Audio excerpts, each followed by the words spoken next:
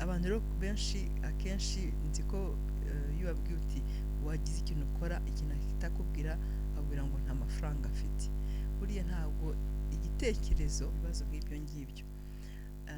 Njyewe hari nk'ikibazo mbona abantu benshi bahura nacyo, ni nko aho mwese uyu munsi rero nagiraga ngo tuganire. Hari abantu benshi bambajije ikibazo cyo kwiremera imirimo, donc entrepreneuriat nacaguze kubisobanura kugira ngo tugendane. Ni nacyo cyatumye dukora réveil ta créativité, no kuvuga ngo ndashaka gusunika abantu babashe kuba bakwiremera imirimo, kubera ko isi tugezemo ntabwo tugicungira gusa ku mashuri cyangwa se kuba umuntu akorera ubundi. Twebwe turashaka kugira ngo abantu batangire bafunguke mu mutwe, birihimbire imirimo. Guhimba imirimo rero ku entrepreneuriat rero itangira akenshi, iyo urebye nk'abantu bagiye bagira ama story y'ama entrepreneur yagize ahantu agera, akenshi babaga barimo gukemura ikibazo. Ni ukuvuga ushobora gukemura ikibazo ahantu utuye, ushobora kuvuga wenda uti ahantu dutuye nta butike ihari, abantu bayoberwa ahantu bajya guhahira ibintu. Ubwo tuvuga uti ariko se ubundi icyo kibazo reka ngikemure. Rero abashaka gusobanukirwa icyo kintu, ntimutinye kujya mutwandikira, ntimutinye kujya mutubwira ibyo mushaka ko tubaganiraho ku bintu byo kwihangira imirimo, ku bintu bya creativity. Rwose muzajye mubyandika munsi ya video, mutubwire ibyo mwifuza ko tuganiraho. Nashaka yuko nicyo kintu cyatumye dufungura réveil ta créativité, kugira ngo ndashaka gusunika surtout nabitekerezaga abamama bakunda imirimo, bakunda wenda nko guteka, kudoda, imirimo igiye yabafasha bakaba babasha kubibyaza umusaruro, bikabagirira akamaro, bikagirira umuryango wabo akamaro. Rero entrepreneuriat akenshi kugira ngo hari igihe umuntu atekereza ngo se ni gute nabona ikintu cyo gukora. Ni ukuvuga hari igihe nyine uvuga uti ikibazo ngiye mpura nacyo, icyo kibazo nshobora kugikemura. Niba mpura nacyo ni uko n'abandi bantu benshi bahura nacyo. Icyo gihe rero kenshi ushobora kuvuga uti icyo kintu nshobora kujya kugikemura. Mu buryo bwo kugikemura bigafasha abandi bantu, non seulement we biragufasha kuko nyine bikemura ikibazo wari wahuye nacyo, ariko ushobora gukemurira n'abandi bantu benshi. Ukavuga uti muri ino quartier iyo abantu bagize anniversaire nta muntu uzi gukora gato. Ukavuga uti ngiye kuba ari ngewe uba utangira kuzajya nkora gato amakeke ya za anniversaire. Urumva ubikemuye ikibazo. Ndimo kubaha example kugira ngo biba mu bitekerezeho. Ni ukuvuga ngo ushobora kuvuga uti muri kano gace abantu iyo barangije gukora inama nta muntu uteka, abantu barasonze cyangwa se bagombera kujya kubitumiza ahantu kure, kandi ingenzi guteka. Ubwo ngubwo icyo kintu kikagufasha, ukaba wagisunika ukavuga uti bon ngiye gutangira kuzajya nteka, wenda ntekera abantu bakeya.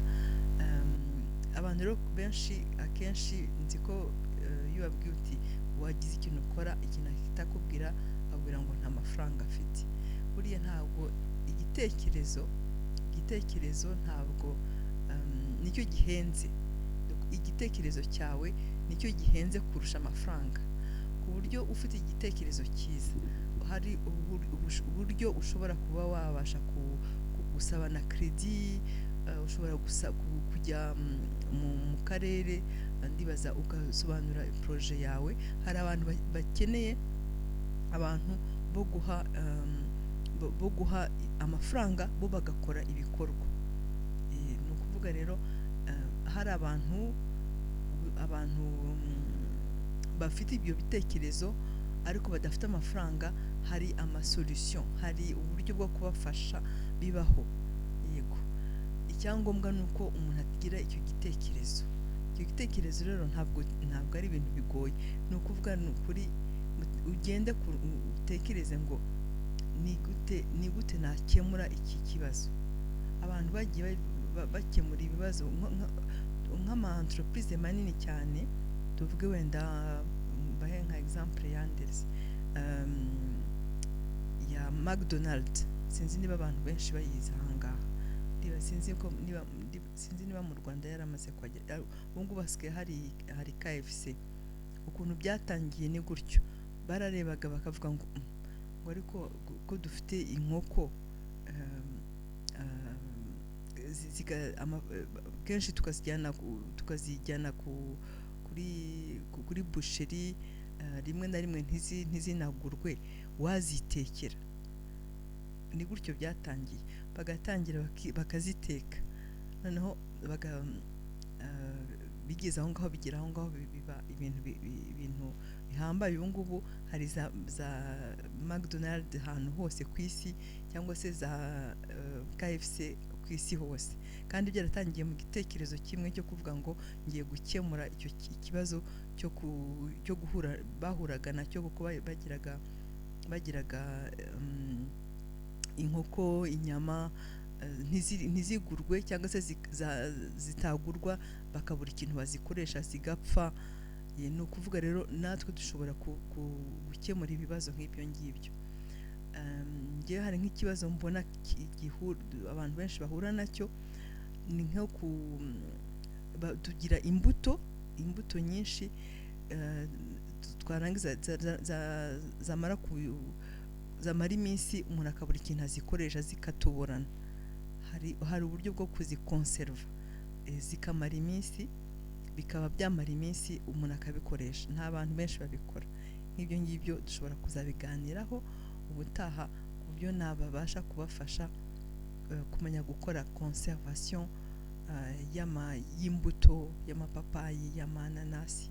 Ibyo byose ni ibitekerezo bishobora kubagirira akamaro.